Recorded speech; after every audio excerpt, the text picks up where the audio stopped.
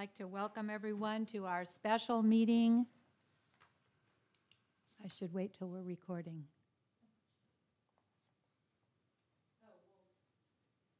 Are we recording? Okay. So this is our special meeting of the Blue Lake City Council on Tuesday, June 20th, 2023. Our first order of business, please join us in the Pledge of Allegiance. I pledge allegiance to the flag of the United States of America and to the republic for which it stands, one nation under God, indivisible, with liberty and justice for all. All right. Would you establish a quorum of the council, Mandy? Yes. Mayor Jones? Here. Mayor Potential? Present. Councilmember McKay? Here. Councilmember Stefani? Here. Absent is Councilmember Hedges. Okay.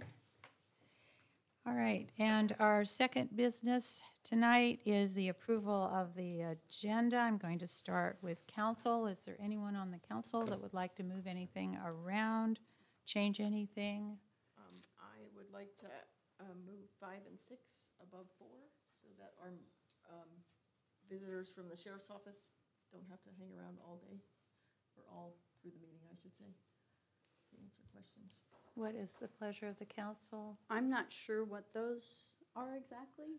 I don't have any documentation or anything regarding those two items. I was curious as to why they were here, because I thought the purpose of this special meeting was to go over the budget. Right, and those are two items that are pertinent to the budget. Okay, so why are they pulled out? Well, they're pulled out because we haven't discussed them yet. I asked for them to be on the agenda so we could discuss them. Okay, but Separately they're part from of the the budget. budget. Yeah. Well, they're going to factor into the budget, yeah. Absolutely. We need to look at the budget first. Right. I know, I'm I not, say that because I I'm haven't seen the unclear. budget yet. No, So- we haven't.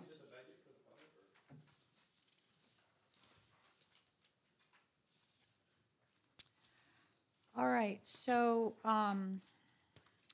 we have a proposal to move these items. We have other council members that don't feel they need to be moved. Well, I'm not sure why they're on there. Exactly. Separately. Yeah. I don't know anything about these, so I'm just curious. But what's going on here? What's going on is that there's probably information that we need to discuss before we decide on a budget. And also, I don't know how this, I had no idea how this meeting was gonna go, so I wanted to be sure we had an opportunity to discuss these items before we set a budget, which is gonna be impacted by those two items. Right. So that's, yeah, but this is the preliminary going over the budget. So if we move these above, are we going to be referring to the budget during this? No, I think we just need to know what we need to know about both of those items before we go into the budget. But, Yeah, I kind of am thinking the same way as Did, yeah. Elizabeth, that we need to look at the budget first. I agree.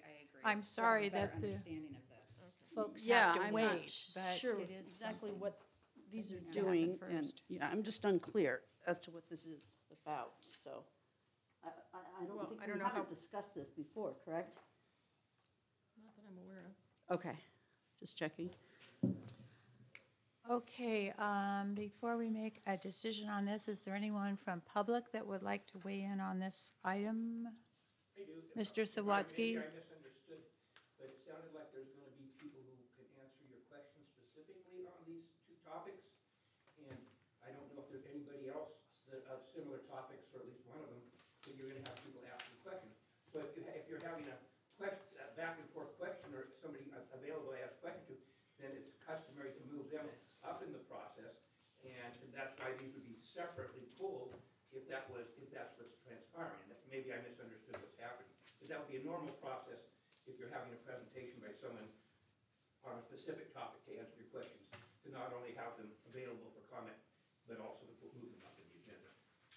That's my comment, what I've seen in the public forum multiple times. It's not next week. Are there any other public comments on this item? We'll come back to council for a vote on the agenda.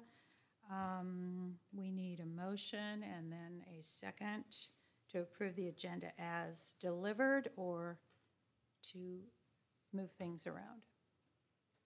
Well, I'll just state again, I'd like to move those two items up so that the folks that are here to answer our questions can leave the meeting when that's over.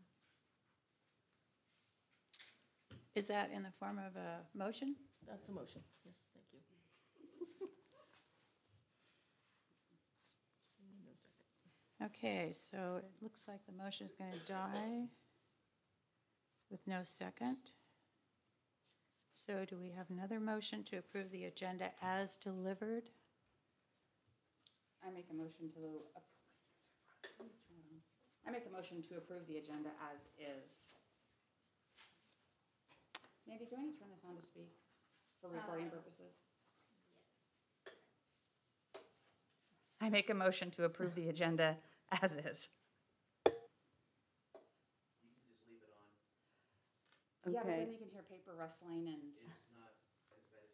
and. We're new to the microphone, so this is all new for us. All right, there's a motion on the floor to approve the agenda as delivered. Is there a second? I guess I'm just unclear as to what these two items, why they're here separately, when I thought we were just going over the budget. So I'm still just unclear as to why these items are on the agenda, honestly. But I'll second it. Yeah, I was really surprised to see them too, to be honest. Okay, we Yeah. have a motion and a second.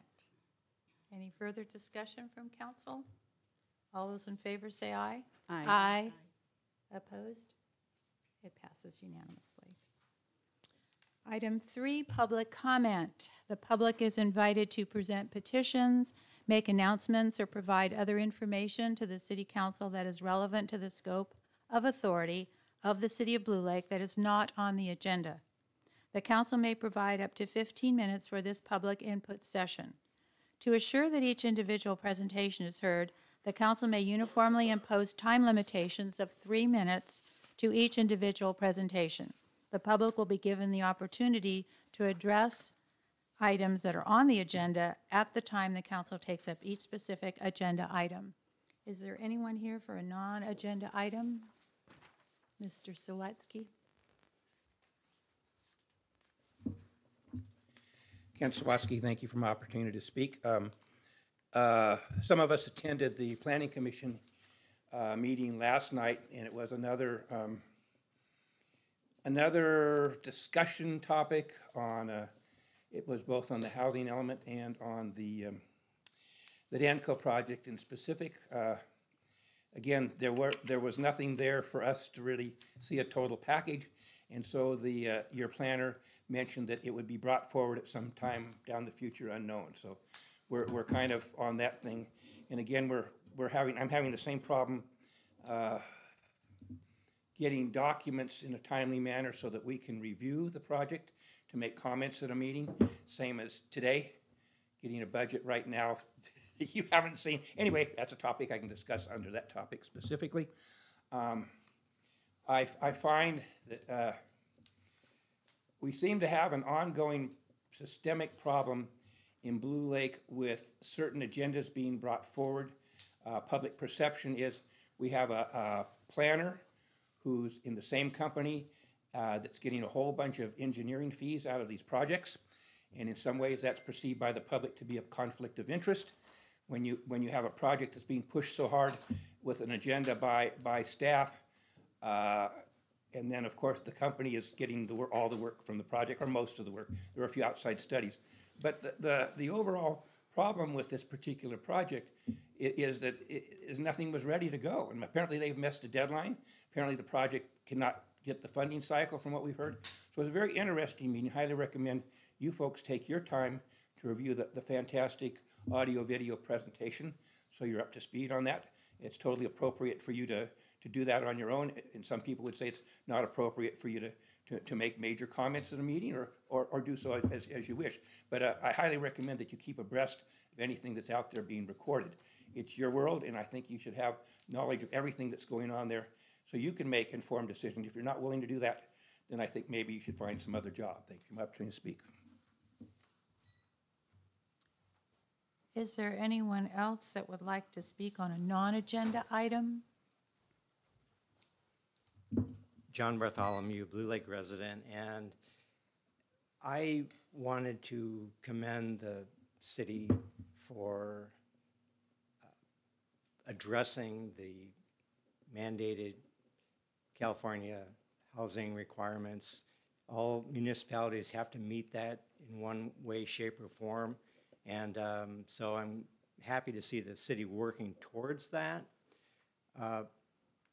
One thing that I would like to see, and maybe it's already in process or maybe you have one, is a cost-benefit analysis though, based on today's projections for what the overall costs are going to be relative to revenues, and then also have that projected forward 5 to 7 years, and then when actual numbers come in, using those numbers, and that way it can be useful for adjusting budget items, maybe there's additional revenue, maybe there's more costs. Anyway, it'd be a good tool to be used, and I personally would love to see that so that I could be more comfortable with the Danco project, because right now I'm not aware of any analysis that's been done relative to costs and benefits.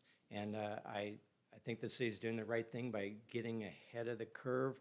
I think a lot of municipalities are probably not at the same level Blue Lake is, so way to go. That it's a heavy lift, and I really appreciate all the work and effort. So anyway, I would hope that the city would develop a CBA, and it would also be really good for meeting transparency and government requirements, because then everyone would be on the same page, and it'll be a useful tool moving forward. So anyway, thank you very much again for your efforts and the time. Anyone else would like to speak? Thank you, Mayor Jones. Scott Frazier, Blue Lake. I want to echo John Bartholomew's comments about requesting a CBA. He stressed the cost and the benefits. I'd like to talk a little bit about the costs that are obvious in a project that we're now being told has $1 per year of revenue to you. Let's think about that. $1 a year. No property tax revenue whatsoever. When Danco asked to buy the property, the city decided not to sell it. It was appraised for $285,000. But rather than receive $285,000, we're going to give it away for $1 a year. At the Q&A period last Monday, one commenter said, "You've sold us out for $1 a year." Gives us pause for thought, because you will need to provide street and transportation services. You'll provide water lines and operation and maintenance services. You'll provide sewer operation and maintenance services. And the one thing you do have in your budget tonight is law enforcement needs. These people will all need those services. And you're going to have $1 a year to work with to provide them. I hope that gives you pause for thought.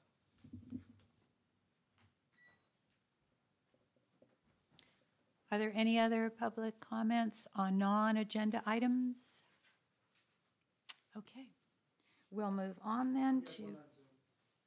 Oh, thank you. Yes. Julie? Hey guys, this is Julie. We're at Roman Acres Fair, and I thought it'd be cool to I'm setting up the tent for the kids. We've got 4 exhibitors from Blue Lake here at the fair, so I think that's pretty cool. 3 are Blue Lake elementary residents showing their pigs, and a graduate, Wyatt, going to Naval High. So just chiming in some cool stuff there.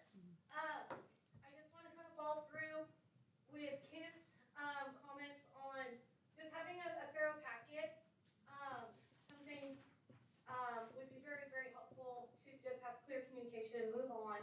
And I'd like to put on potentially Zooming the commission meetings still, especially if they're being housed there at Skinner Store. That'd be super cool, great opportunity. Also, we had mentioned at a prior meeting about some grants that we're going to get for the bike park, which is super awesome.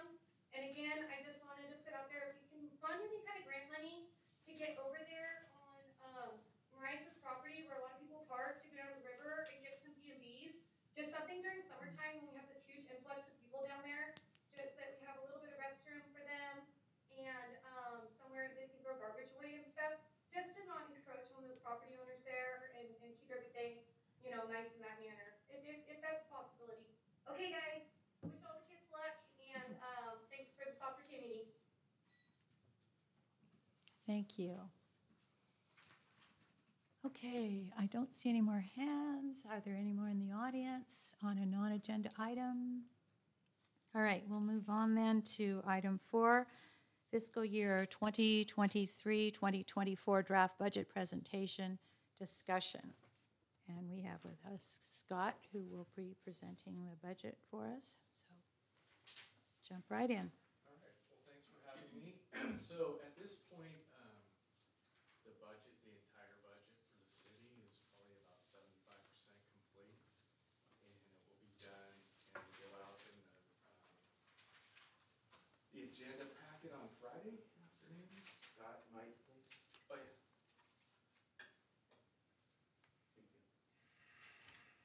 So for tonight's meeting, I do have the water and sewer draft budgets, just so that you've got something to kind of look at. And, you know, if you have any specific questions in regards to the budget, I'll try to answer them, and if not, I can get back to you with answers. So, to start out with, we've got the water fund.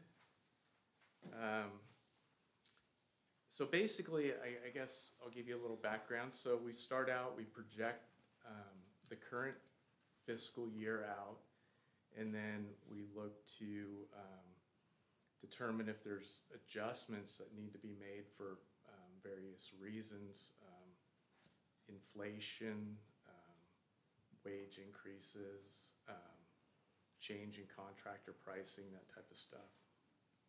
So on the far right, you'll see the budget 23-24. You can see when you compare it to the column in the middle, which is the projected actual for 22-23, you'll see a pretty significant increase in the water sales, and that's the result of the rate increase that was passed this last fiscal year. Other than that, most of the revenues are projected to be in line with 22-23, except for the interest earnings, which is projected a little bit higher due to better interest rates. So moving down into the expenditure section, salaries and wages, employee benefits, you'll see a slight increase in those over 22-23. Which reflects a 3% inflationary increase. Contracted professional services, you'll see a drop. That's primarily because 22-23 had some projects that kind of inflated those professional services. So those projects aren't happening in the next fiscal year. Are we allowed to ask questions during this time, or not? Yeah. Or are we waiting? I'm just curious why in 23-24 the wages and salaries are less than by $20,000, but than the previous year. That I would have to look into. I think it's due to the COVID, the decrease in the amount of people that worked for us during COVID. Is that right, Mandy? Are you looking at the expenditures? This is after Yeah. COVID. Yeah. Well, so they're actually Oh. higher than the projected. So the first column is what we had budgeted for 22-23. Mm-hmm. Oh. And when Scott comes in, Is he the actual. comes in and starts doing an actual. So That's that the kind of actuals. trues up the numbers. Yeah. Okay, at I the see, end. I see now, yes, And thank you, then 23-24 is what we're projecting. thank you, That's right. okay. We have to Can I remember. ask a question about the actual. projected actual? Yes. So can you explain, when you actually make that projected actual? Because I noticed that that exists on the budget documents I have from years past. Mhm. So do you change the projected actual like each quarter or twice a year or? So how does- when we start the budget process, we have information through usually May. So we take May which is actual, and then we look at, okay, what's gonna happen in June to be able to project out for the fiscal year. Okay. Oh, I see. Okay. So you have your budget and then what you think your end numbers are gonna be and then you build the next year off of that. Yeah, Okay. because one thing with the city is that, I mean, the staffing, especially in the water and sewer, it's fairly, it's stable. So the prior year is always, a good starting point, and then we factor in this particular year, it's a 3% Okay. increase. Okay, so we have to keep in mind that the first line is what was budgeted, but then the second line is what actually was spent. And Or then the third one's gained. what, budgeted again? Okay, Right. thank you, thank you. Yeah. And Get that that is, now. and again, the budget is, our best estimate is what it is. Right. And that's why, Can be later fluid. on in the year, you'll see that, if there's something that we're significantly off in our projection, we do a budget amendment. So moving forward, most of the expenditures are relatively similar. Utilities are up a little bit. I think we've got an 8% inflationary increase for PG&E and like a 3% increase for water purchases. So overall, you can see that we're budgeting for about a $50,000 revenue over expenses, which is, a significant improvement over what's projected for 22-23. And a lot of that has to do with, the increase in the water rates.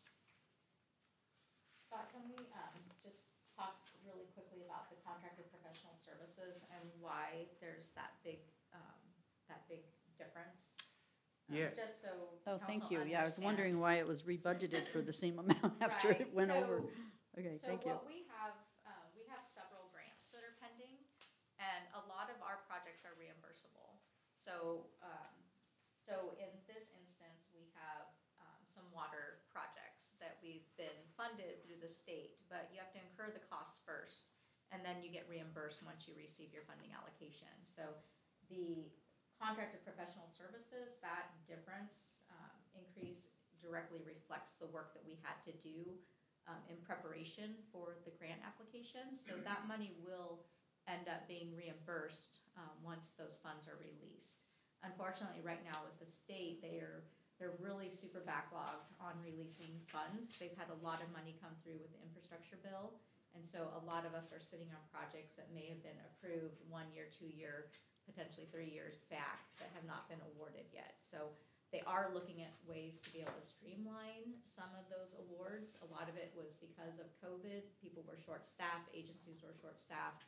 They started bringing staff back into the system at the same time that there was a lot of money that was coming down the pike. So it kind of bottlenecked. So that's why that difference is there.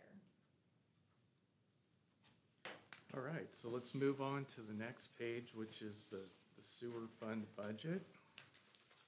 And again, it's laid out the same way. And you'll see the major change in the revenues is gonna be related to the sewer service charges as a result of the rate increase that was approved this year. Other than that, most of the revenues are relatively similar to fiscal year 22-23.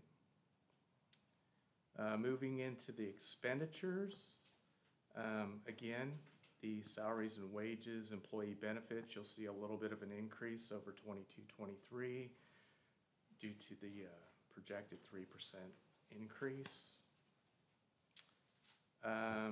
Contracted professional services, there's a drop there. Again, that relates to project costs that won't exist in fiscal year 23-24 because the project ended in 22-23. I believe it has to do with some engineering costs related to The stormwater project. stormwater project. It's another project that we have been awarded, but had to incur the preliminary engineering in order to fulfill the grant application. Moving forward, again, most of the expenditures are similar to what we see in fiscal year 22-23. One difference is going to be the utilities, which, like the water, we project projected an 8% increase on the PG&E and a 4% for the water. So overall, you can see there's an excess of about 55,000, which is a significant improvement over the projection for 22-23, and most of that is the result of the rate increase that was passed during the current fiscal year. So moving on to the last page, we've got the water and sewer capital budgets. And you can see there's the total budget that Mandy put together, and then it's segregated between water and sewer. Some of the projects are shared between the water and sewer. So I don't know, Mandy, if you want to talk about any of these projects. Sure. Mandy's more versed in these projects, so I'll let her make comment on them. Yeah, so this is kind of it's not a wish list of projects, but these are projects that, in working with the engineer and working with Public Works, we really feel like these are the projects that get the city the furthest ahead in our infrastructure. The city does have capital improvement funds to put towards projects, and we really need to make some significant investments into our systems. The first project is the Badger water meters and software project. That is replacing all of our water meters with an actual system that is, I guess it's like a Wi-Fi connected system. So instead of, right now our water meter takes between 4 and 5 days a month to literally walk around to every water meter in the community, over 600 connections, and reads the meter. Inputs it into a little handheld device. Those devices are becoming harder and harder to procure anymore because people are just going away from these more archaic systems. So investing in a new water meter system and software is it's a cost saver for staff time. It saves resources on the administrative side, and it also gives us more real-time data. So in looking at the ability to find leaks, to implement water conservation measures, having real-time data puts us much further ahead in the process. And so I think it's a really good investment. It's also just a really necessary investment at this point. Our water meters are failing fairly rapidly, our software is outdated, and our equipment is we're almost unable to replace it anymore. So that's a project that's been identified as a top project. We also have lateral replacements on Greenwood Road. This is a project that the engineer is really interested in seeing take place. We have been funded for significant improvements to Greenwood, and prior to doing any paving or improvements, we'd really like to get the laterals replaced, because you don't want to do significant improvements to your roadway and then come back and dig them all up to put new laterals in. So this is a project that we think also is a high priority. It replaces aging infrastructure, and it also is timely just in relationship to some of the larger scale roadway improvement projects we have. We also have the chlorinator improvement project. This is kind of just an aging infrastructure type of project. As these pieces of equipment start to fail, we need to replace them. The aeration and capacity improvements to the wastewater treatment plant. This is a project that the city's been planning for a number of years. It's a good investment to improve capacity and improve functionality at the treatment plant. So this is a high priority. We've also looked at battery storage and additional solar at the treatment plant. We just recently installed a solar system with a grant from Cal OES. We'd like to add to that system and also look at battery storage for resiliency. Also to bring down our utility costs. We have really, really good sun exposure out there, so it makes a lot of sense. Public Works vehicle replacement. We have some very old vehicles that are luckily, they're old, so they can be worked on. So literally, Glenn and Hal changed the oil, they changed the belts. You You can still get in and work on these old trucks, they're from the 1980s, but they're starting to fail and they need to be replaced. Public Works office building, this is another project. The Public Works office down at the courtyard is very much in need of replacement. It's a old trailer, it's failing, it has really no value, and it needs to be replaced. So that's another project. Looping Green Hill Road, that's a project that would provide us more resiliency in our system and redundancy. And so that's been identified as a priority project. A backhoe, we need a backhoe. Our backhoe is very, very old. We use the backhoe regularly, and it's an investment in equipment that we need to make. Lift station improvements, we have a couple of projects on the lift stations that we would like to just make some improvements and make some investment in those systems. We have lots of leaks in the community. We are consistently fixing leaks, and so we'd like to do a larger scale project. The leaks do cost us quite a bit. We lose water, it impacts our roads. You'll start to see slumpage in our asphalt, so it's important to stay on top of those, but there's a lot that need to be addressed. Stormwater drainage improvements in Northfield Terrace and Railroad and Redwood. These have been identified as areas that need some stormwater drainage improvements. Northfield Terrace especially has a high infiltration of stormwater and groundwater, and it was never properly engineered or constructed when they put that subdivision in. So that's something that continues to erode the roadway. It continues to have impacts to the residents, and so we'd like to make some improvements to that to prevent continued erosion of our systems. Then generators at our lift station, our wastewater treatment plant, those are resiliency projects. And then we do have several areas in the community that have roadway repair issues due to failing water and sewer lines. So those are those areas where you'll start to see the dips and the slumpage that we'd like to take care of. So those are the projects that we've identified so far as kind of priority projects, and part of this process has been to look at putting together a comprehensive project. I'd like to start out with USDA and their water and wastewater facilities program, and they have a program where they can provide a 20% grant, possibly up to 30% for the city. It's usually a 20-80, so it's 20% grant, 80% loan, usually a low interest loan.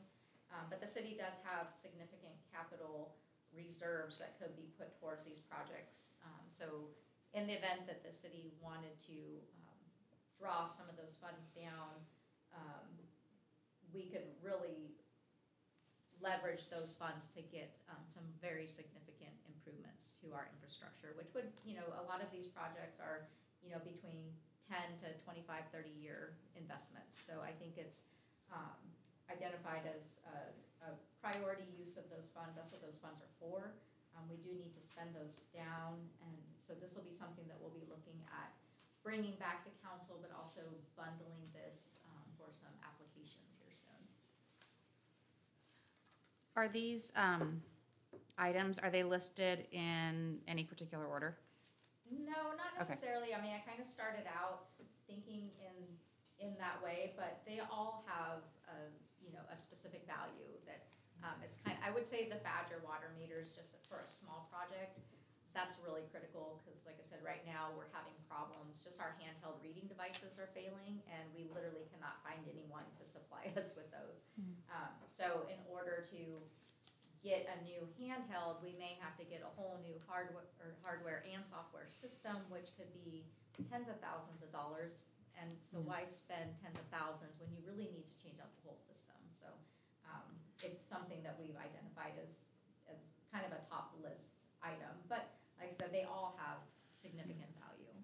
Well, and that would be more like the PG&E meters, right? Right, Okay. Smart meters. Smart meters, thank you. So literally what our staff would do is they would drive a route, and the system would actually download the data as they're driving into the system. And then we would just upload it at City Hall. That's how we do all of our billing. Right now, they literally, like I said, punch in each number. Sometimes numbers don't work correctly, and they have to redo them. sometimes they don't translate really well into our system. It's just, it's just an old system, so it needs to be replaced.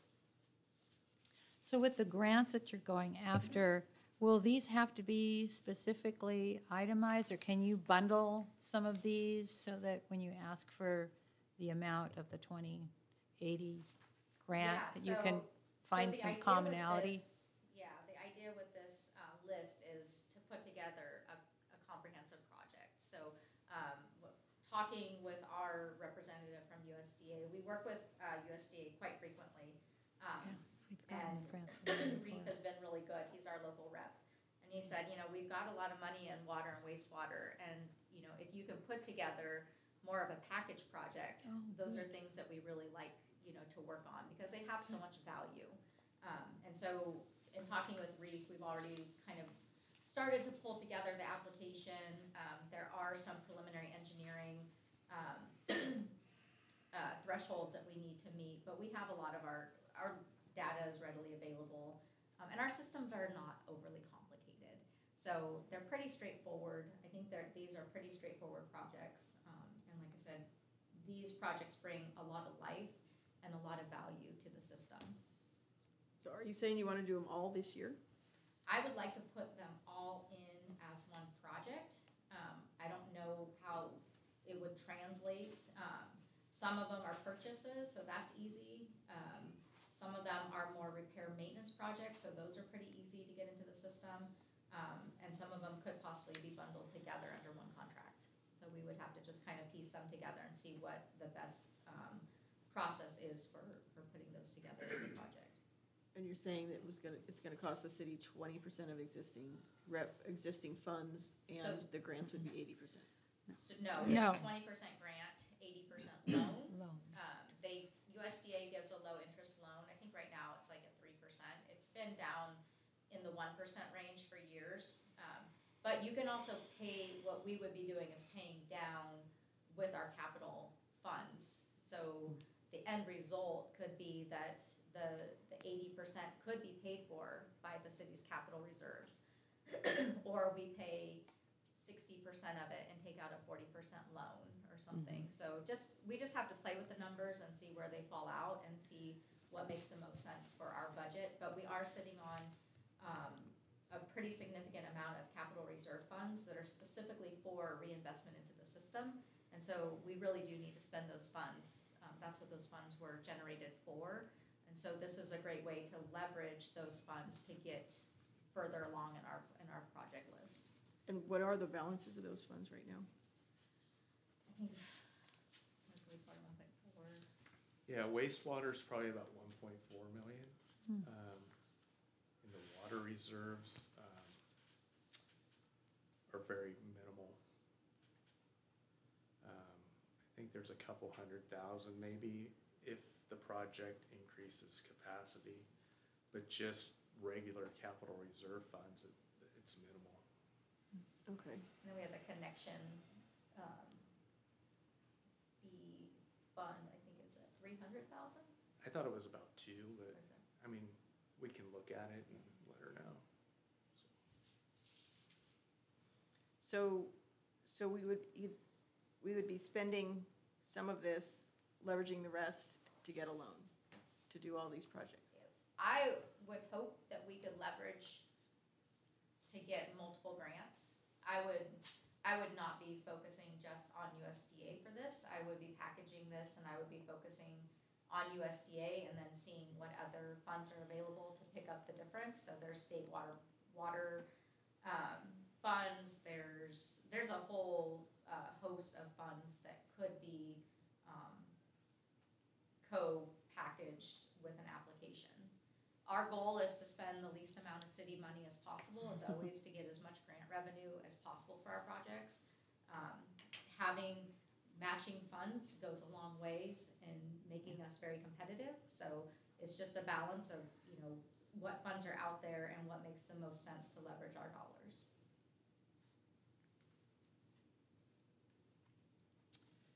All right, thank you. Any other comments from staff on the report? Any questions from council? Or I open it to public? So again, I just want to make one additional comments. So this will come in with the final budget package that you'll receive next Friday, or this Friday. So Okay. tonight, this is just informational purposes only. Yeah. So this will be a piece of that budget, so Yes. if we approve that budget, we're approving all these projects? No. You wouldn't be approving all these projects. No, the I mean, we would be writing an Budget's separate from a application, but project.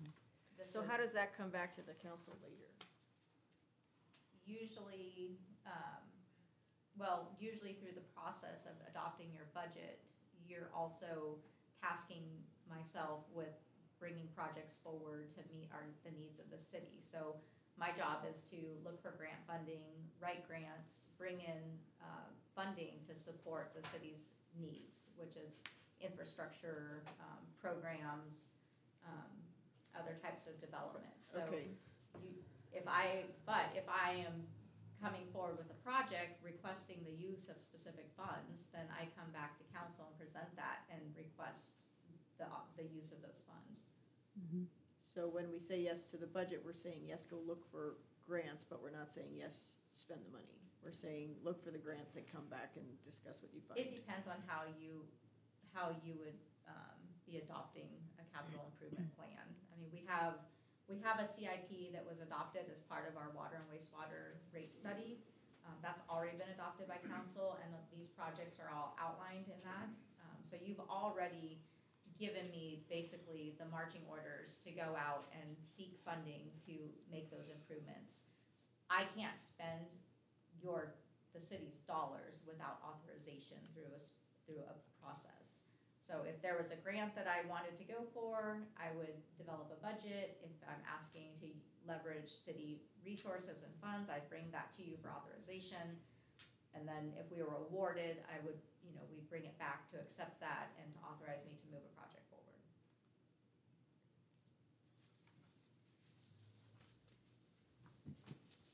Any other questions from council concerning this part of the budget? I open it up. I just had one question about the budget amendment for last year.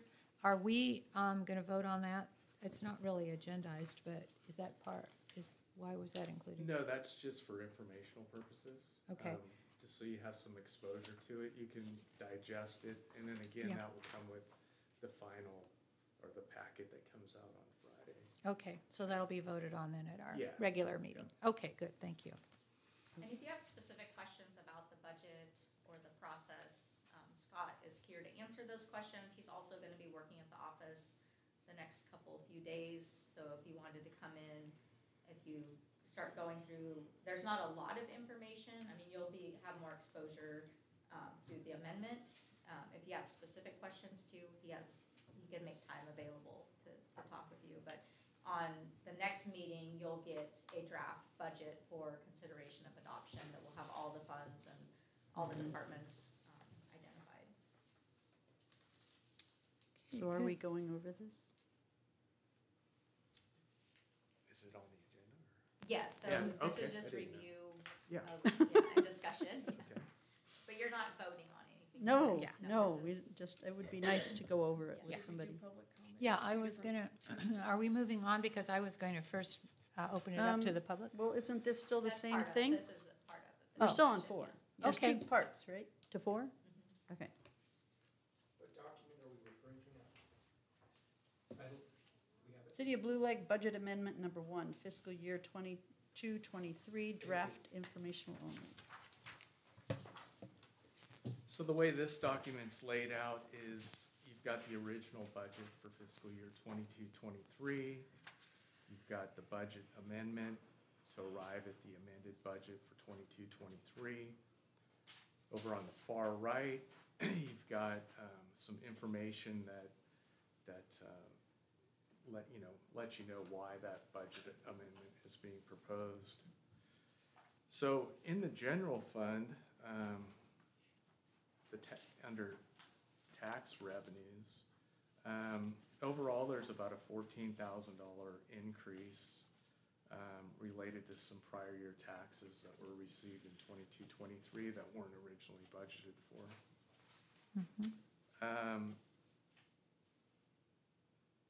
In the state, county, and other grant revenues, there's some motor vehicle in lieu taxes, some homeowner property tax relief, and some Prop 172 funds that, again, their prior year revenues that came in 22, 23, and weren't originally budgeted for. Okay. Park and rec fees, overall, there's about a $46,000 increase. This is largely due to just greater performance than expectations, so. They're rocking it down there. Check out the skating rink on Fridays and Saturdays, you'll know why. Very good. So moving on to page 2, general fund still. We've got the expenditures. So Department 100, which is, there's about $1,900 in a budget amendment increase for the various reasons to the right. The law enforcement department, there's about a $2,600 increase in expenditure related to the items discussed on the right. Animal control,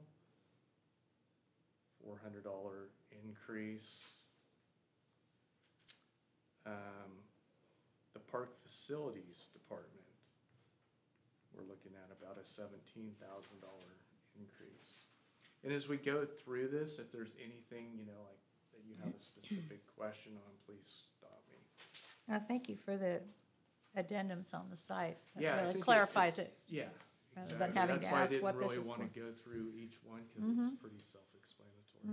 I have a question, especially since we have this extra stuff on the agenda here, this law enforcement. What is this covering? Because that seems extremely low. So the law enforcement is primarily funded with non-general fund dollars. It's a special revenue Okay. fund. So in fiscal year 22-23, there's a small dollar amount that cannot be funded by that fund. And so that's what you're seeing Okay. here in the budget amendment. Yes. And that's related to our prior, having our own law enforcement. That's their PERS, right? From the, correct? Yeah, It says first. that as well as $2,500 relates to the sheriff's contract. Let's see here. So moving to page 3, got the recreational department. Overall, there's about a $37,000 increase in expenditure. A lot of that has, as you see the revenues go up,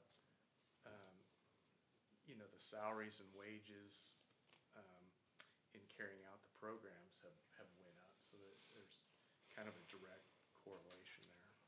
Can I backtrack for 1 second? Because the animal control, which is also this extra thing on our agenda here, so this is is this also in a different budget besides the general fund? Or is No, this what it is? This is what it is, yeah. So this is what we're used to doing, just so that Yes. we're aware when we get to the next part? Okay, thank you. And finally, we've got the capital outlay department. So there's about a $39,000 increase there for the various projects as described over on the right. A significant portion of these projects have specific funding for them. So they're not just being covered by the general fund. So when it comes to a lot of our projects that are reimbursable, we have to cover the expenses from the general fund, and then that will get reimbursed. A lot of our projects, like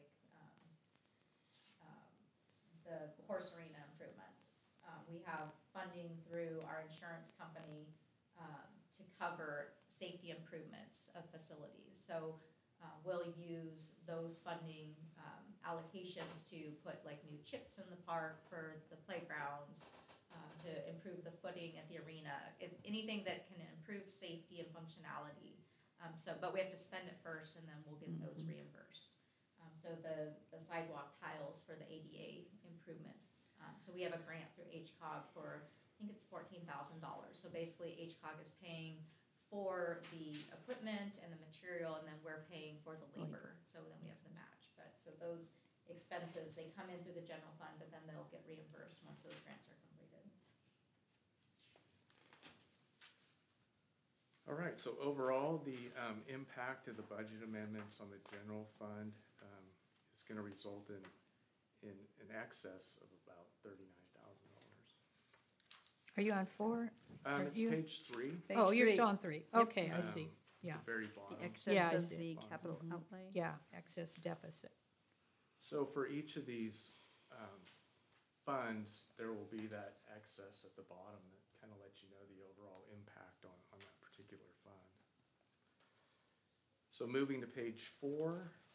In my world, a deficit is a negative number. Yes, yes. This is just a reclassification. There's an EDA grant that originally was budgeted as a state grant. It's actually a federal grant, so this is just a shift of the budget dollars from the state grants to the federal. Shown right down there. Page 5, the recycling fund. Again, there's a reallocation of the supplies budget down into the capital outlay budget to cover a tennis court drinking fountain project with a overall impact on the fund of 0. Page 6, got the regional surface transportation fund. There's some additional funding that came in, and so we're increasing the revenues to reflect that, and then that money gets then transferred over to the general fund to cover street-related expenditures. So the overall impact on this fund is going to be 0. Page 7, we've got the Powers Creek District Fund. Overall, this fund is going to have about a $52,000 increase in expenditure. A majority of that is capital related, specifically the Town Square project. The Town Square project is paid for by the Powers Creek District Fund? It's funded through, and then we have the state park grant that will reimburse portions of the project. What percentage of the project is reimbursed? Well, the full build-out of the site, along with $185,000 of the purchase price. And what's the cost of the full build-out? Well, we don't know yet, 'cause we haven't gone out to bid.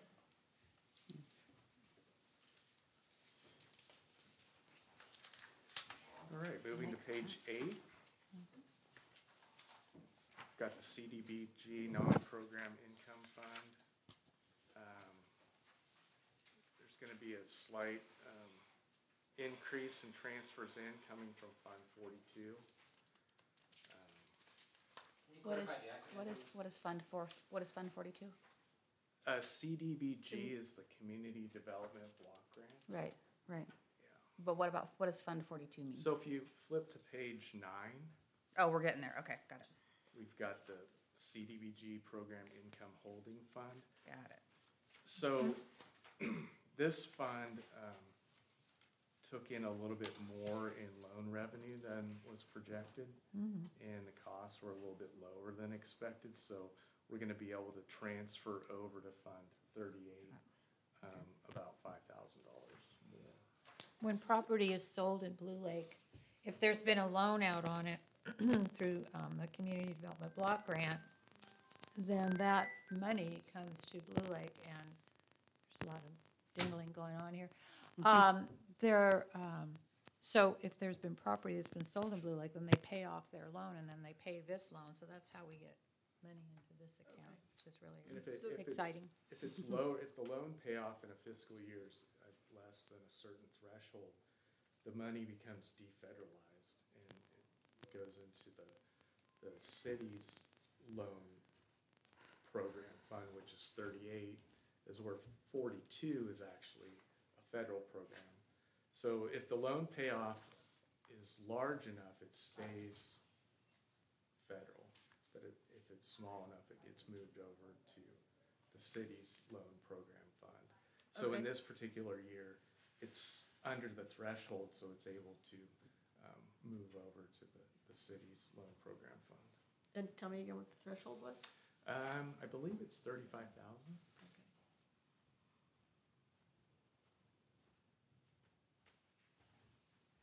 So the overall impact on 42 is going to be roughly a deficit of 1,500. Moving on to page 10, we've got the water fund. The only amendment on this relates to some engineering services specific to a USDA water tank project grant application. So the overall impact on the water fund will be a deficit of 22,000. Is that one of those reimbursable? Oh, okay. Page 11, we've got the sewer fund.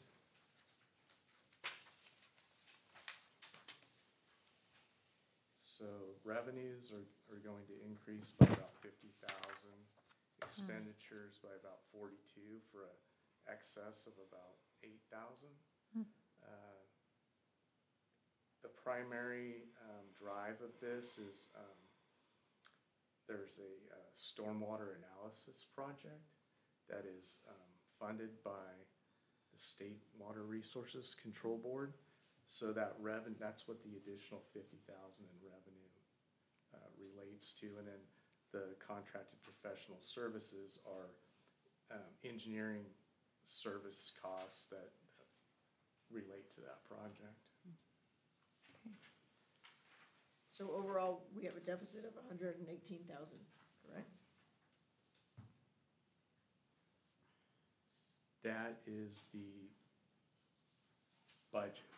That will be that's what's budgeted for the sewer fund, yes.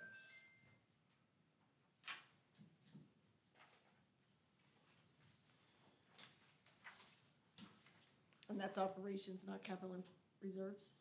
Yes. And so, so we don't have, I'm a little confused. Is that where we're expecting to land at the end of the year, is the 118? That's what the budget is. As far as projection goes, I think we're projecting out at about a $90,000 loss. So as you guys remember, we projected the loss because our rates weren't covering our operations. So this is basically the increases to the fees are basically digging us out of a hole. So the hole is getting shallower, but we have to keep making up revenue to be able to make the replacement to the other fund to pay the bills, essentially. And the amendments are for last fiscal year, so we can adjust our budget for this year to reflect what's necessary, and also the increases in the Yeah, so we'll fees. have a full year of increases for this next fiscal year, where the last fiscal year, we implemented the rate increase really late. And so we weren't able to pick up the benefit of the increase for the number of months that we had hoped for, but we'll be able to have a full year of those increases now. So this document of all these amendments, these are amendments only for items that were not, where expenditures are not what was budgeted. Is that correct? Yeah, change in circumstances, change in projections. Sure. So these are the significant differences. Okay, so we're not seeing any of the items that were on budget. Yeah, these are all Yeah, items that's that right. were over Okay. or not budgeted for. So we'll be voting on this at our next regular meeting and as well as our Yeah. budget for next year. And as you look at this document again, if, you've got some questions, feel free to reach out to Mandy and we'll answer your questions. On page 1, it says other county grants. Is that also inclusive of Measure Z funds, or have those completely dried up at this point? We haven't had Measure Z funds for a number of years. Okay, I thought, that's what I was wondering. I didn't see it on the amendments, but I'm curious about the supplemental law enforcement services fund. I know we don't have the actual budget for next year in front of us, but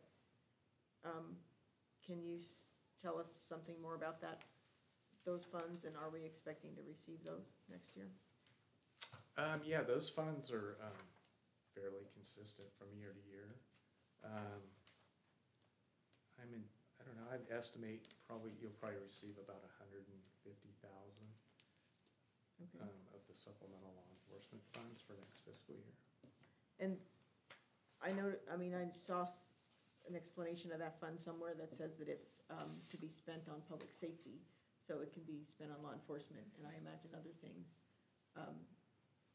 So do we generally spend it all on law enforcement? Yeah, because your law enforcement budget currently exceeds your supplemental law enforcement, SLEFS funds. And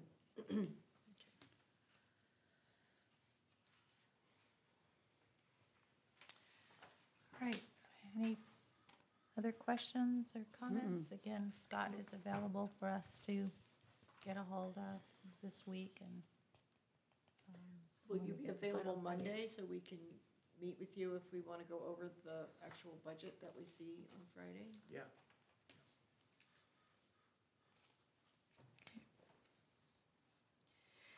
Okay, I can open it up to the public if there are any questions or comments for our auditor or anything you'd like to address the council on this agenda item. I was going to choose Winona, is that her name? Okay.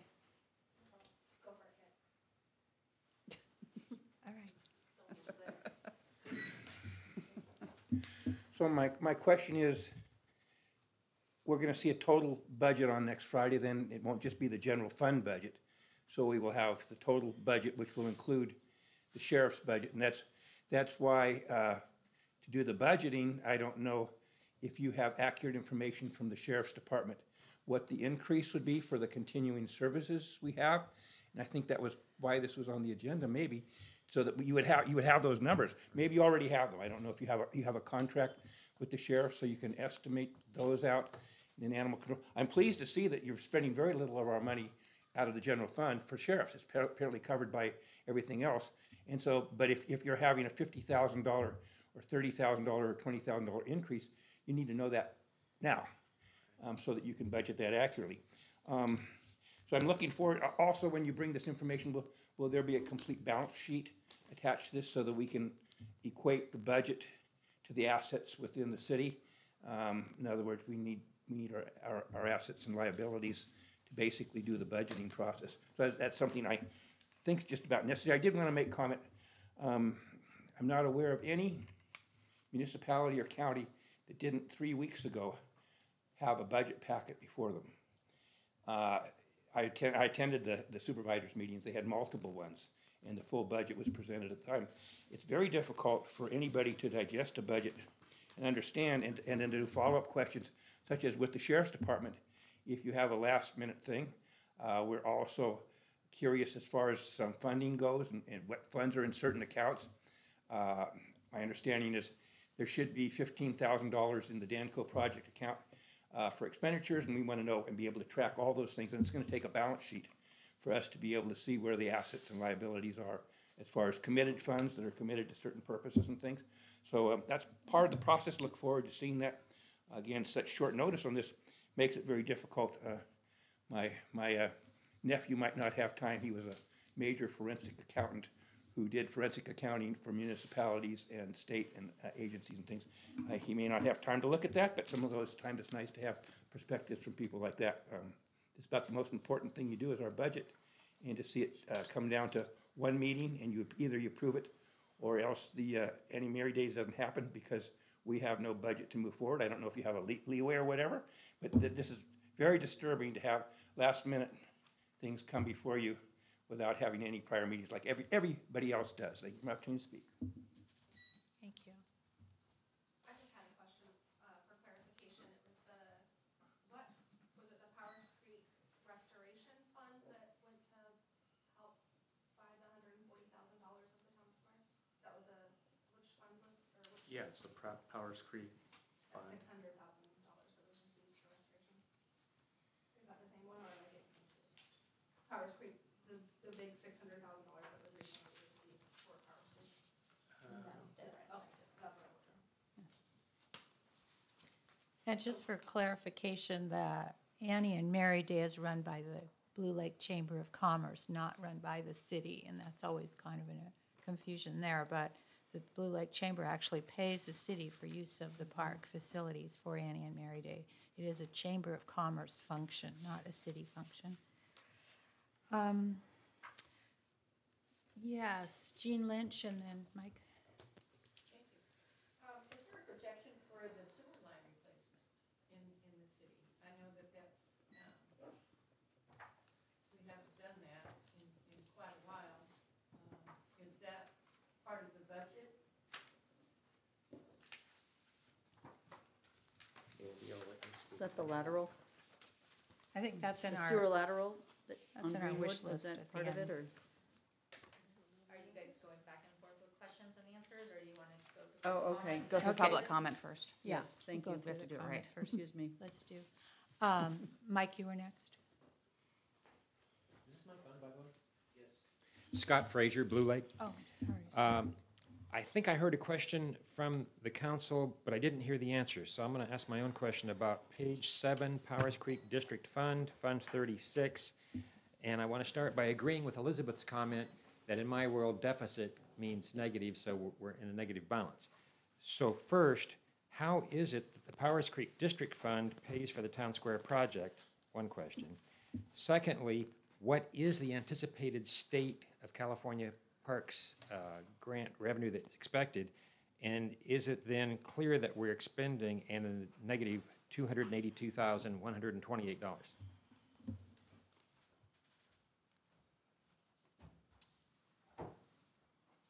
Any other questions or comments from council? Marty? I have a couple of really superficial questions, but when Mandy was talking, she mentioned something about a terrace area in town, and I'm just wondering where that is. Something about the water drainage. Terrace? Is there a street in town named Terrace? Pardon? Okay. Northfield I'll ask Terrace someone is else. the area beyond the trailer park. That's called Northfield Terrace. Oh, Or okay. Northview, sometimes it's called, but anyway, that's what that is.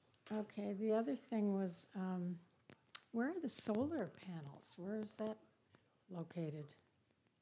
This energy that we're getting from solar that Mandy mentioned, where's that? Does anybody know? She mentioned the solar energy? The top is the sewer treatment plant she was kind of talking about, where the sewer treatment. Oh, plant at is. the Rancheria. No, Oh. it's not the Rancheria Solar. But it's, That's a separate one. oh, okay. And the last question was, she mentioned laterals along Greenwood. What are laterals? Sewer laterals, it's where the sewer from the house goes into the Oh, main okay. sewer line. Those are called laterals. Okay, just a different language I need to clarify. Thank you. Any other questions or comments from audience? Okay, well, back to council. Did we want to answer any of the questions that were asked? For instance, why is the Powers Creek District Fund paying for the town square? So the town square was originally funded, the purchase with the Powers Creek District Fund, which is a fund that was set up, to spur economic development in the city. And so the council made the decision a number of years ago to utilize that funding to, support the purchase of the town square. We also applied for a state park grant and received $585,000 to pay the city back for the purchase price. It doesn't pay back the full purchase price. The purchase price was a little bit higher than the appraised value at the time, although the property has now appraised for higher than what we purchased it for. So it's appreciated in value, but that will be reimbursed as well through the state park grant. And then that grant also will pay for the construction of the town square, which we're ready to go out to bid for. I think in the next few weeks. We just got the 100% plans, but we don't have the full bid documents yet, but those will be released soon. And we hope to go to construction probably in the fall for that project. And so that project will be funded through the Powers Creek District Fund and then reimbursed, is that what you're saying? By the grant. And is the grant for 100% of the costs? It is for 100% of what we can afford. So essentially, we're going out to bid for a project. We'll get some construction costs, and then hopefully we come in at our target budget. I anticipate that it'll be beyond our budget, and so we'll have to negotiate aspects of the project to get it back within our budget parameters. It's also possible that we can seek other supplemental funding to provide some of the resources we may not be able to provide under this grant. So it's been specifically designed to be able to add projects and take them away without impacting the usability and functionality of the site. So we've been looking at what those cost estimates can look like and looking at alternative ways to provide additional funding. And where do the funds for the Powers Creek District Fund come from? They originally came from land sales in the Powers Creek District.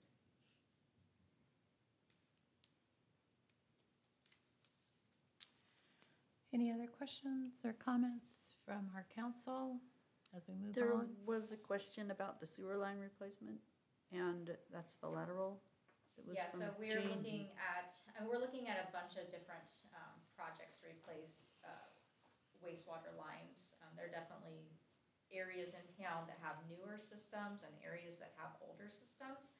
So that is being factored into the overall project, capital improvement project that I gave you information for earlier. I mean, is Greenwood Road the same as Greenwood Avenue? Yeah. Comes up two different Thank you. ways. Yeah, I know, they use either one. And that whole project is part of a grant we're going out for Safe to Schools, So the Safe to we've School raised- project. Yeah, we've been, Safe routes to schools. we have a Safe $1.6 route. million set aside to make improvements to it's called the Truck Route Project, it's Mhm. STIP funding. And the section of Greenwood to Railroad has been funded. And so we're working on that project right now. We've been doing the preliminary engineering, environmentals and design work for about 2 years. And so that has gone through the CTC process and has been awarded. So we'll be finalizing those designs and presenting those, and then eventually we'll be going out to bid for construction. I know. Oh, boy, more construction on Greenway. Those will be Please, significant Please do safety the sewer lateral improvements to first. Greenwood. Yeah. Right. Please do the sewer lateral. I mean, it's always the goal, the dig once, idea, but when you work in a municipal world where there's just, funds aren't always available to do the things you want, and you're always chasing grant funding to supplement, sometimes things don't completely line up, but we're really pushing to make sure that we don't dig twice. Thank you. I have a question. Yes, Jean?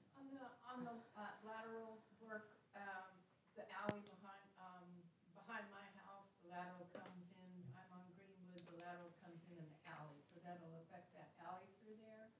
Is that, it isn't gonna just be down Greenwood, right? It's gonna be down the alleys behind I don't know, we would have to talk with the engineer about what systems are in the most, need of repair and replacement, and looking at the aging of the system. So I'm not familiar. This might start. I don't know, we haven't written for the project yet.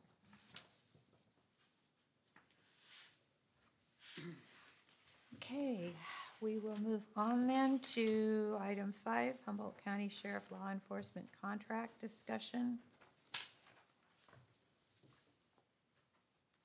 Thank you for your patience. Sorry about that. So I'll just say that I asked for this to be put on the agenda because I expected it was gonna have a significant impact on our budget. I understand that the new contract rate for law enforcement services for the coming year is approximately $150,000 more than it was this year. I've listened to some conversations that happened at the Public Safety Committee meetings, talking about the sheriff's contract and level of service, as well as the potential for hiring a private security firm to kind of fill gaps and have a more consistent presence in town of security. And so I asked some questions of our contact at the sheriff's department, who is Captain Brian Quinnell, and he is here along with Monica Friedley, who is the business manager at the sheriff's office, just so we could have some clear understandings of what our options might be before we make any commitments to the budget, as to whether or not we can reduce our level of service or what our options might be. So Captain Quinnell's here to answer those questions. Yeah, sure. So the increase is based off of the calculations for the actual cost of providing the services that we do for the city of Blue Lake, just like we do for the rest of the unincorporated areas of the county. That is the baseline minimum cost that we've given you. Unfortunately, in years past, we didn't actually calculate the true cost to provide these services, and we kind of ballparked it and estimated it, and that obviously doesn't work anymore. So we have to give you actual figures, and those have to be based on actual services that we provide.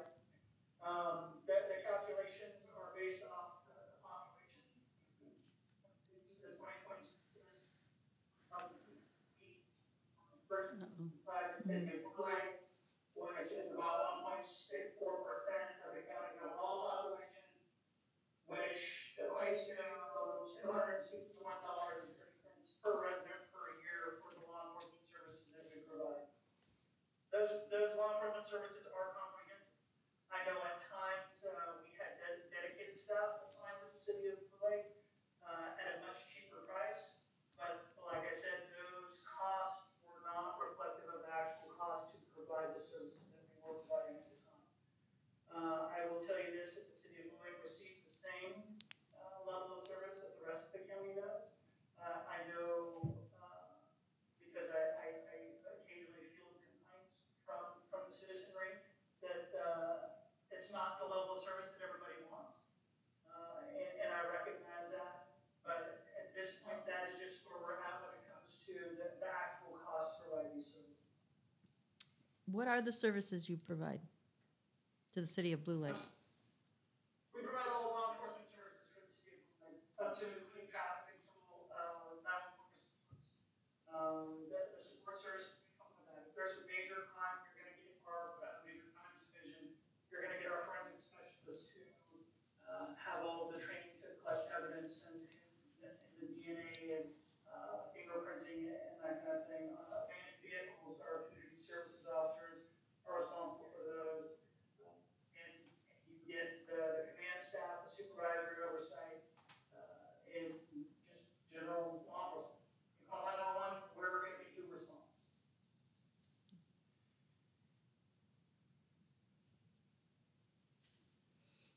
Unfortunately, your voice has gotten a little bit garbled part of the time you were talking, so we may not have heard everything you've said. Yeah, specific to of the services we provide, the contract, it's law enforcement services. We want to report it. No. Darn.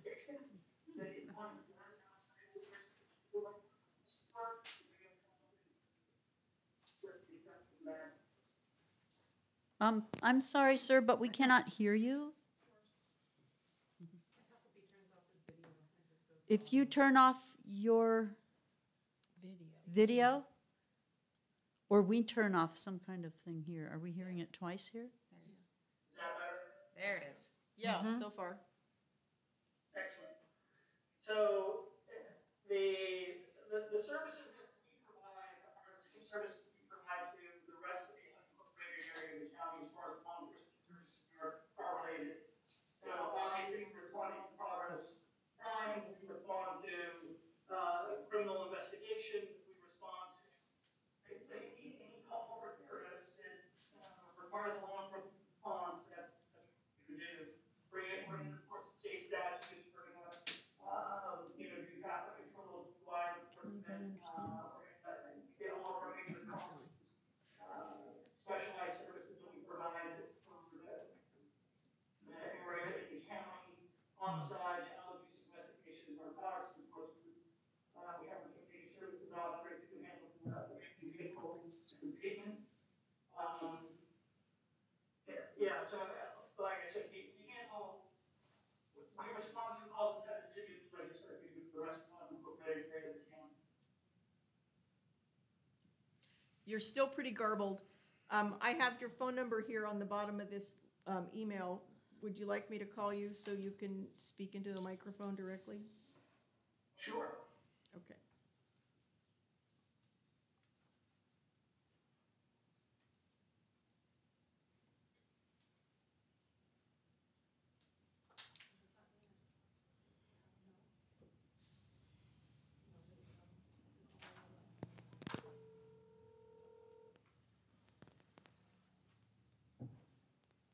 Can you hear me?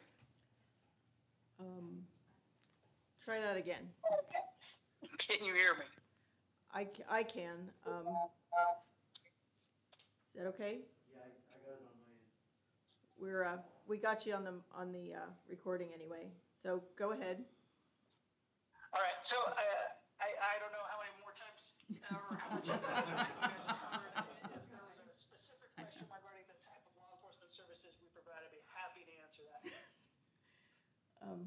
I basically heard that it's comprehensive.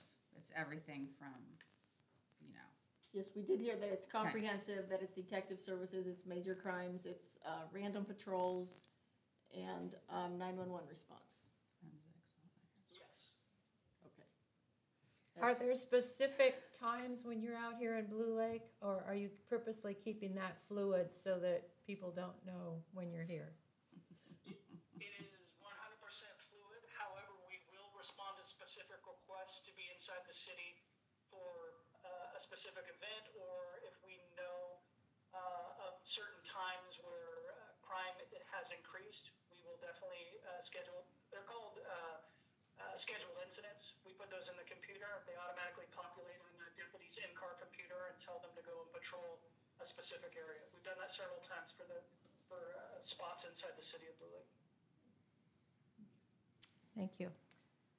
And I think you previously stated that this was your lowest available level of service. Is that correct? That is correct.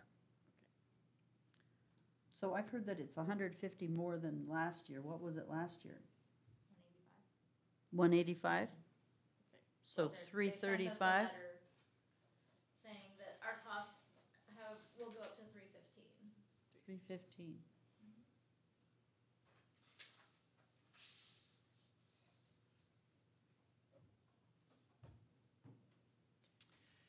Okay, thank you.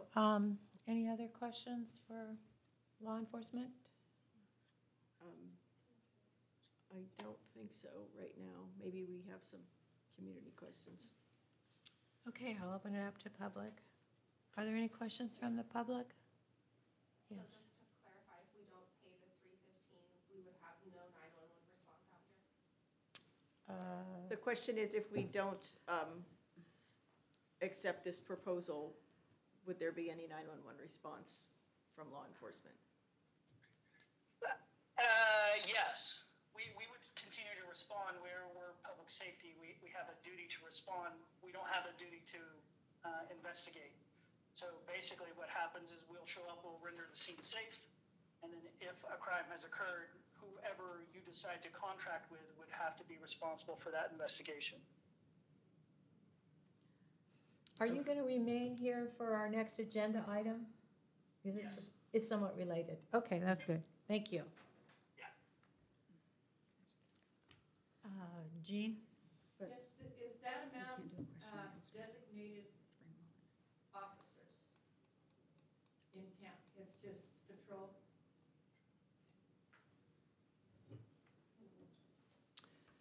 Any other concerns or questions? Okay, back to council. This is a discussion item only. And we will be seeing the budget item, our budget. So we could go ahead and ask him, now that public comment is closed, if it is for specific officers or just whoever's on patrol that day. It's just on patrol. Yeah. So this is also part of an active negotiation, so. Oh. Yeah, This I was is- thinking about Oh, that. Yeah. Do we need to we're- stop this conversation? I mean, Yeah. the fact that the item's here in the first place jumped ahead of the process. Yeah. So we've been, talking with, Captain Quinnell and, Lieutenant McCall about options and working with Trinidad to look at options. Trinidad is also in the same boat as us, received the same letter. There's a lot of discussions taking place. So I wasn't prepared for this to be here at this time. So there, I don't know how council wants to handle that, but it's a little bit out of process than what we would normally Yeah. go through. Right, point of during order, it should negotiations. not be discussed if it's still in negotiations, that's true. Can you share with us how it will affect the budget going forward We don't after know at next this week? point Because it's a negotiation. Yeah. So we received a letter, and now we are in the process of working with the sheriff to see what our options are, to be able to bring back something to the council for consideration. This is well beyond your budget, so we need to look at what our options are and have those continued conversations. So that's where we are at in the process as of now. So. I don't think it's inappropriate to inform the community of a potential change in our law enforcement. It's a basic community safety issue that we should. Okay, the public time is separate from the council time. So right now, we're addressing the questions that were posed earlier. So in our budget, there will reflect a number that will show what the sheriff cost will be. Okay. We're gonna show a number, but we're having some fluid conversations at this point to see what our options are. Right. Okay, Well, I guess the concern is that in just 10 days, we may or may not have law enforcement in Blue Lake. No. We're not gonna that's- not. have that's one. not Yeah, gonna that's, be, yeah, let's not, please, let's please, not let's not say that out loud, that's scare not true. people. No, Well, it's Yeah, not. maybe- that is not something that should be stricken, right there. No. That shouldn't be Okay, said. so, That's never going to happen. I think we're done with this item. We Yeah. should move on then to item 6, Humboldt County Thank Animal you. Control Level of Service. Is this also in negotiations? This Before is we a new start? item. This is a new item. Okay, okay, I just Councilmember wanted to Stefani is bringing forward. figure out where we were at, if this was a negotiation conversation also, okay. So, at the last council meeting, I mentioned that I had a conversation with Andra Hale at Animal Control, and she told me that Trinidad was talking to Animal Control about full animal control services, which included enforcement of ordinances, patrol, everything, that all animal control might do. And so, we discussed whether or not that might be an option for Blue Lake, and so that number, Captain Quinnell got back to me about that issue and actually proposed an actual cost to the city for something like that. And you can see in this email here that the cost is $26,546 a year and 9 cents. And this is a new type of thing that the county would be offering to Trinidad as well as Blue Lake. And so he also suggested that the easiest way to enact a full type of process or animal control service would be just to amend our language in our current contract so that anybody in town can call directly to animal control for a response. And yes, it would, if we did that, it would increase the fees that we're paying. And it would also increase the services that we're getting. So in lieu of recent happenings in town that involved dogs, it seemed like a reasonable thing to talk about. So that's why I brought it to the council. I am not interested in spending $26,000 for a full, I don't think Blue Lake really needs that, honestly. I understand we had a horrible thing happen a week ago. We're a very small town. I don't think we can discuss this right now, honestly. We'd Well, have to see our budget. We would. And Now it's there. one of the questions I have is in regards to, it says costs of patrol. So is that a full-time person dedicated to us? Is that like a random patrol situation like we have with our, because we already get we already have animal seizures were applicable by law. And the housing of animals that we already pay for. But so this cost of patrol is kind of vague. I don't understand what that means. So that would be one of my, that would be one of my questions. Councilmember Schul is asking you to define what the cost of patrol would be. I mean, what does the patrol actually mean? Sure, that means animal control officers inside of a marked animal control vehicle, patrolling your neighborhoods, looking for strays, looking for vicious animals, animals in violation of whatever ordinances you want us to enforce. Just like our patrol deputies do the same thing in the patrol cars looking for criminal code violations. How many hours a week are we talking about? Right. How many hours a week would that be? I couldn't give you an hour per week. Again, it's based on the needs of the community. Obviously, if we identify an area, once again, an area where there's a problem, there's a consistent issue, we would ensure that we had staff there to deal with it. Again, I would love to be able to say that I could give you 40 hours a week or 20 hours a week, but I can't. It's based on where the calls are at and where the need is. Okay. And I guess the question, currently we're budgeted for $8,000 a year, so $26,000 is a big jump from that. Sure. Is there an increase or going to be an increase in the hourly rate that we're paying for the current level of service? Yeah, in reviewing the rate fee, we have not increased that since the original contract in 2017. So obviously not this fiscal year, but the next fiscal year, that will certainly be increased.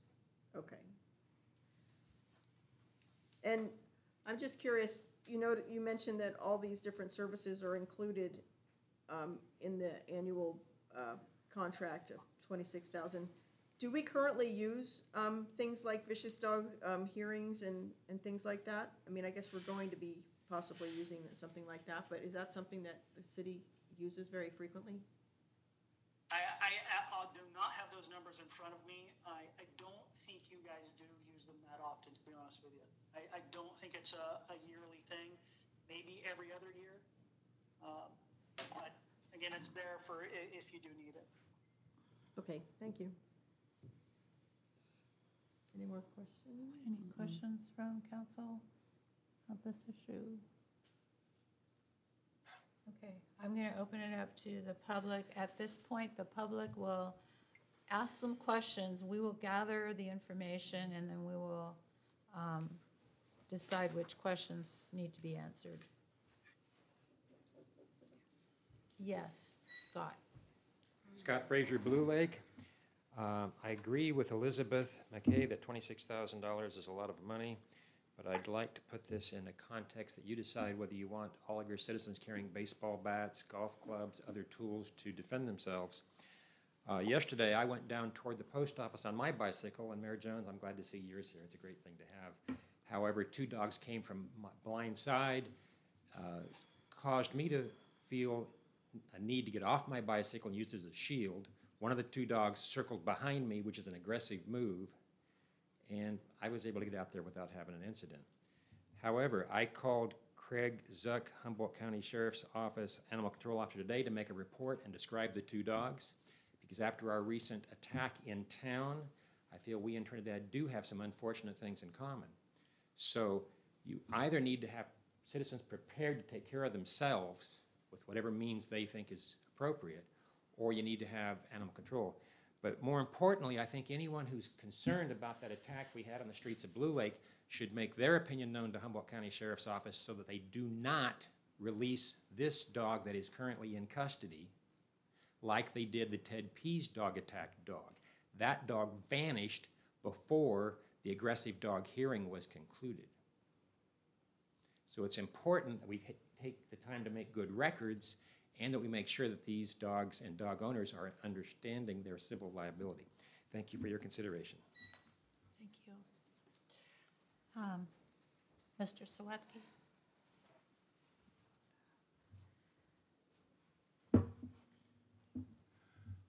There are other options, and I've brought them for you. As far as historically, we used to have your trained people that were on call, are on call. You have an on-call employee all the time on your treatment system to go ahead and be trained, cross-trained, and find out what that is. Otherwise, something needs to be done. You are in a very precarious position, even on the one that happened up here, because you had multiple people come in and make known that something needs to be done, and you failed to do so. When it's a lawyer's dream. I mean, you know, they were put on notice. They said something needs to be done. No action was taken. Nothing was done. So that I don't know what that person's lawsuit would be against the city for its gross negligence in not doing its duty once being put on notice. This is something you folks don't seem to take seriously. But when somebody comes in here and says we need to do something, and then there's something that caused a loss to somebody else's property or life, you're on the hook. And that, of course, is up to the judge or jury. But some of these claims, I don't know what the claims person could be, maybe $50,000. You want to take the preventive medicine and do something. I'm not saying you have to go with the sheriff, but either you do something or eventually you may pay out a $3 million claim. The city can't afford that. Either your insurance rates goes up if it's even covered by your liability policy. You have minimums. City of Arcata is now paying close to the same amount as the city of Eureka for their liability insurance because they didn't listen and did not do things, and they had a $3.9 million claim. Your rates go through the roof, and if you want to address budget issues, just having these claims on your insurance or having litigation and things is very costly to the city. I think you should avoid somehow. Yes.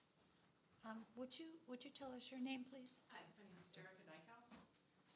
I work very closely with all of the animal control departments in my role for the county.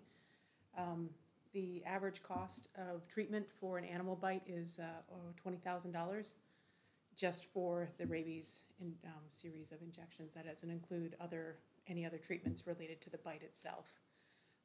And independently of Mr. Sawatsky, I've also come to the same conclusion of concern for if somebody's not insured or just for other reasons, if the medical costs became more than one could bear, that would be the first they could follow the money, and that would be my concern would be that there would be a lawsuit for the city. We receive bite reports in my role on a daily basis, and it's really important to have this work with animal control, to have them provide us with the information to quarantine the animal for us, to go out in the field and do the follow-up and legwork. And this is probably about one of the few areas of the county where we don't regularly get those reports on a consistent basis. We regularly advise citizens who've been bit by dogs to make sure that they contact animal control to go out and do the investigation. And if we don't have this contract, then that would be a tool that our citizens of Blue Lake would not have available, that most other residents of the county, even in the most remote areas, have access to. Thank you.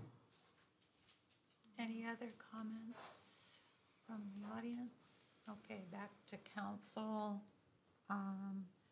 Any questions for our officer concerning this item?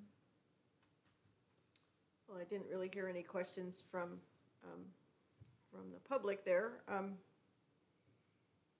But I did hear some concerns in terms of lawsuits and that kind of thing, and I wondered if the officer could address that part of the issue.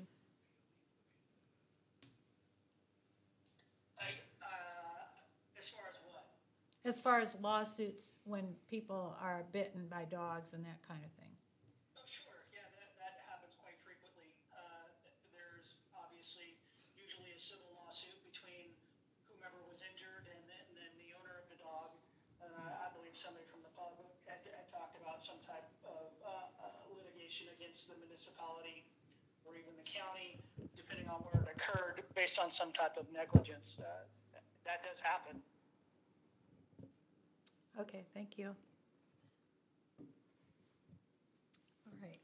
Oh, I think that's probably all the questions perhaps we have for you tonight, but I'm gonna leave you on the phone just in case something else comes up here in the next minute and a half. Yeah, I'm curious, in the instance where a dog jumps out of the yard and bites someone, is that considered negligence against the city?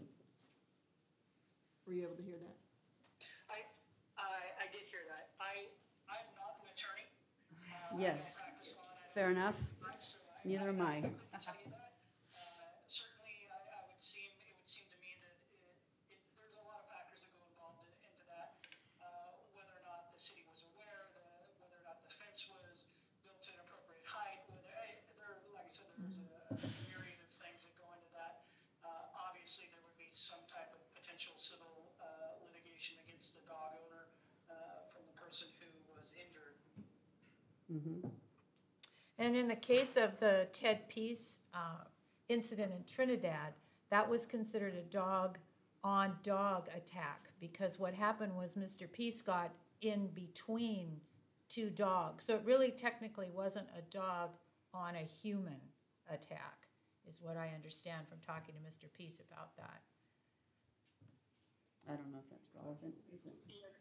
That case has not moved all the way through the system yet, so I'm gonna kind of reserve my comments on that. Okay. Good idea. Thank you. All right. I do have one question.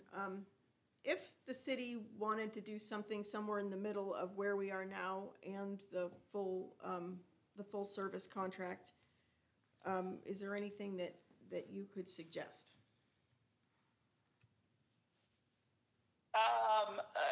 Like I said, I believe I sent you an email that basically said if you wanted something a little bit more than what we're doing now, basically allowing your citizenry to call us, and then we would bill you per the current contract. Now, the issue you have with that is how do you budget for that? Because you don't know how many calls per year we're going to get.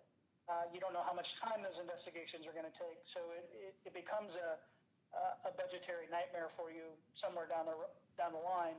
But I think that is kind of a stopgap for what we have. Okay. And I suppose we could change that if we went for 2 or 3 months and the costs were more than we wanted to continue, we could change it back? Of course, all of the contracts that we have with the municipalities have basically a bailout clause that allows you to say, we no longer want to do this. Okay. And one of the areas we have in our town is a levee trail, which I frequently bicycle along. Although I have found most of the dog owners along the trail have been very accommodating. Most of the dogs are on leashes. But it would be difficult for any patrolling to occur on a trail that's away from any roads. But I'm not certain that the levy is actually city property. Yeah, it is. It's a portion. It's what? It's kind of a quasi-semi Okay, area. okay. It's considered within the city limits, I thought. The It's trail? got some county influence and control. Oh, all right, huh. Ability. I mean, the thing, you have animal control capacity right now. If there's an issue, animal control gets called and they respond. It's just we pay per call, so that we at least have some control over that. There hasn't been an instance where a need arose that they didn't respond. I mean, they may not have responded in the case of Miss Pitt's situation as quickly as they would have liked, but that's a staffing level issue as well. So right now, if there's an issue, someone calls City Hall and there's a dog issue, animal control gets called and they respond. We have very few reports at the city of dog issues. Do we have lots of dogs that run around town? Yeah, we see them on Facebook constantly. Most of them are known quantities, but we get very, very few. I would say probably less than, I would probably not even say double digits a year of any calls for dog issues in the community. And I don't know any of them that haven't been fulfilled by animal control in some capacity. And the Public Safety Committee is still discussing the issue of a leash law. So and they'll that be kind of bringing thing. a recommendation to you for the implementation of a leash law. So in our previous conversations, you've expressed a concern about enforcement of the ordinances that we have on the books. What's your feeling about having animal control be available to help with enforcement? They are the enforcement agency. The sheriff already enforces our municipal codes. It's already written in. So they already have enforcement capacity. If there's a violation of our municipal code, the sheriff is our enforcement agency. But I guess we're not really enforcing a lot of the dog ordinances, like the licensing and the dogs at large and that kind of thing? As much as we can, as much as they become a problem or an issue or they get reported as an issue. So that's different, animal control and licensing. Those are two different things. It is, except that as part of a full-service contract, animal control would be doing enforcement of all of our animal-related ordinances. They already So are they would take enforcing it. that, well, here and there, I suppose, when they're called, but not in general. Well, they are our enforcement arm, so if there is an enforcement action, it's animal control through the sheriff that provides that enforcement action. It's not city staff. Right. We don't have enforcement authorization. But that's on a reported incident basis, so it's a Right. few I times, mean, it's not that's- very many times a year kind of thing, Right. correct? I mean, I guess I'm just not making the connection on where there's a gap. I mean, there's definitely a gap. You don't have someone patrolling Blue Lake daily looking for dogs. So that's the one area that you don't have taking place, but there's not a lack of capacity for enforcement or response. Right, but it would There's a cost, if reported we issue. ask them to patrol and to enforce, then we would be bearing the cost of that. Absolutely. And if we're gonna have a leash law, we're gonna need to educate and then enforce that in some capacity. And I don't know if the I city's. think what you'll find with your leash law is it will give added capacity for enforcement or for the pursuit of a claim in the event something happens. It's gonna be very hard to enforce it on a daily basis for someone to walk around and give citations for someone who doesn't have their dog on a leash. But in the event something does happen and that dog was not on a leash, that gives that individual a much stronger case in a civil court, which is where these end up. It's like, if your house is burglarized, you make a report to the sheriff, you follow up, you can go for civil claims for damages and things. It's not you don't call the city and have the city make the enforcement. And it's the same thing in this instance. It would be a civil action if you are injured or have property damage because a dog was off leash, you would use that leash law as part of your threshold for enforcement of your claim. Right. But it's gonna be very difficult for the city to enforce a leash law on a daily basis. We just don't have the staff to do that. It's the same thing with people driving too fast and speeding through town. They do it every day, all day long. Is it an infraction? Absolutely.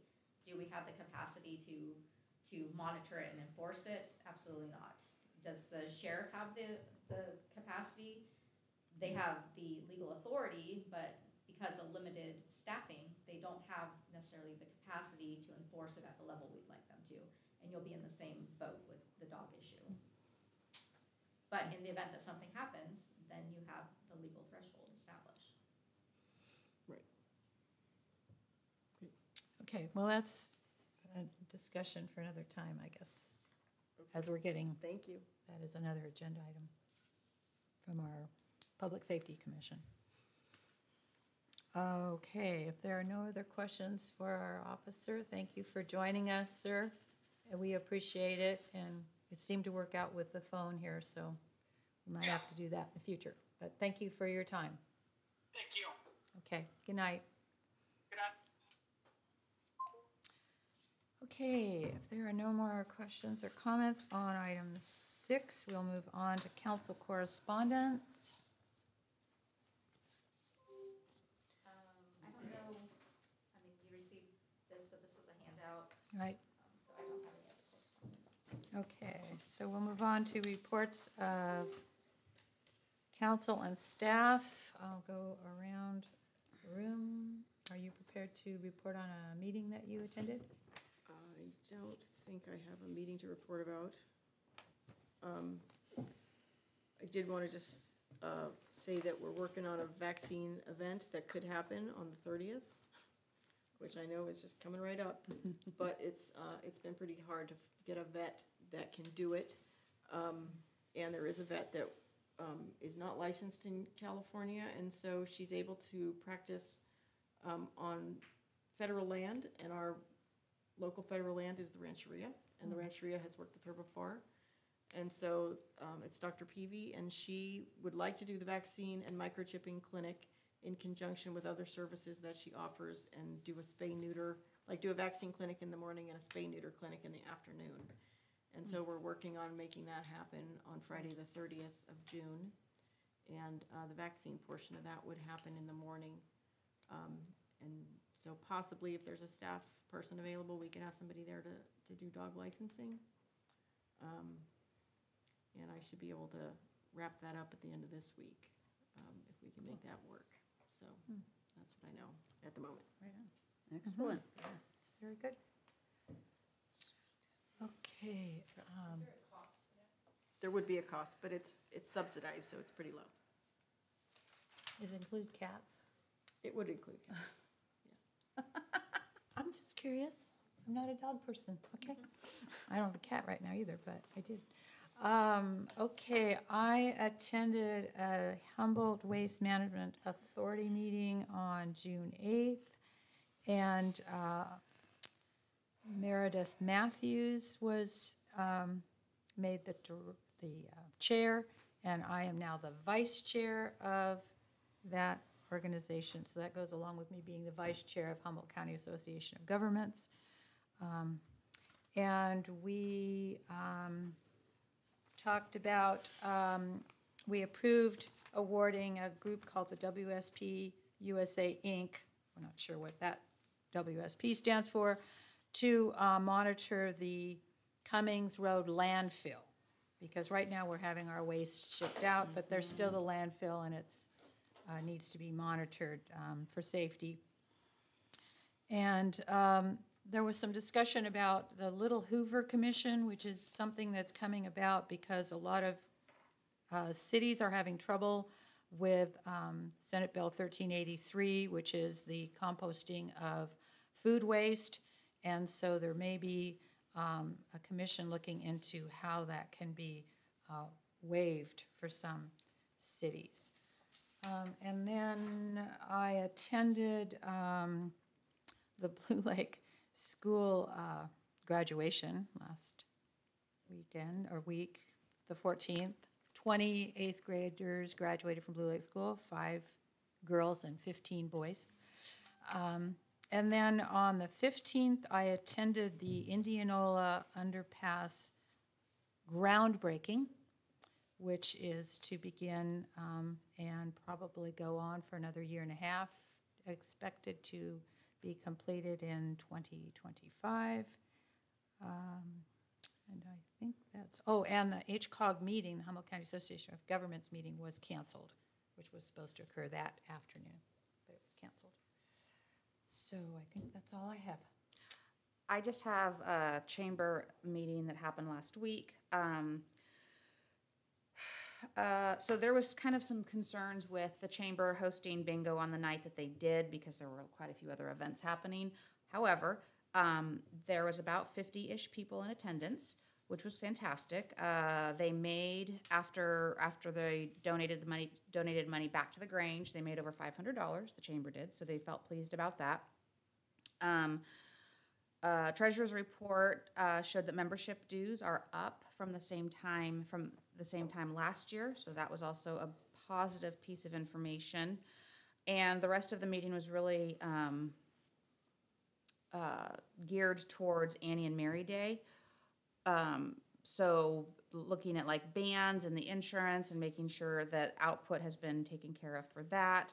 They have, they're working with a specific person to do their artwork and do the flyers and that kind of thing. There's also a huge advertise campaign that's happening. So social media, TV, radio, there should be some TV ads, which is kind of exciting.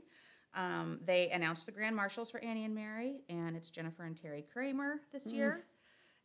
And the raffle donations are going really well. They had a really large list. They brainstormed a really large list of raffle donation options. They're all being collected by Marvin by the 6th so that they can be tagged for Annie and Mary Day. Food trucks, they reached out to all of the food truck vendors. This was actually pretty funny because last year the food trucks ran out of food. Yes, And so they reached out to the food truck vendors this year and said, stock up. The fire department is doing their tri-tip barbecue. Darcy will have the doghouse open. They have 22 craft vendors signed up so far, which is also awesome. And they are asking for the community's help with morning setup out in the field. If anyone is interested, about 9 o'clock in the morning, if you'd like to show up and help set up, they would greatly appreciate it. We're actually up to 30 vendors at this point. So 8 more Since from then. last week. That's awesome. Yeah. Awesome. We had 50 last year, which was a record. Wow. Of booths. Thank you, No Councilperson meetings, Schell. no meetings for me, all canceled and. Okay. Staff report, not necessary. Yeah, It's a I special thought, meeting. Yeah, it's a regular meeting. Yeah. Future agenda items, budget approval. And we all know what to do to get on the budget, on the agenda. All right. Still waiting Any for future water at agenda the water items? park. At the dog park. The water park? Water at the dog park. Oh, water at the dog park, okay. All right, we are at item 10. I will entertain a motion to adjourn. So moved. Second. Motion made by Elizabeth McKay, seconded by Angela Schell to adjourn. Any further discussion from council? Out to public? Back to council for the vote. All those in favor say aye. Aye. Aye. We're adjourned.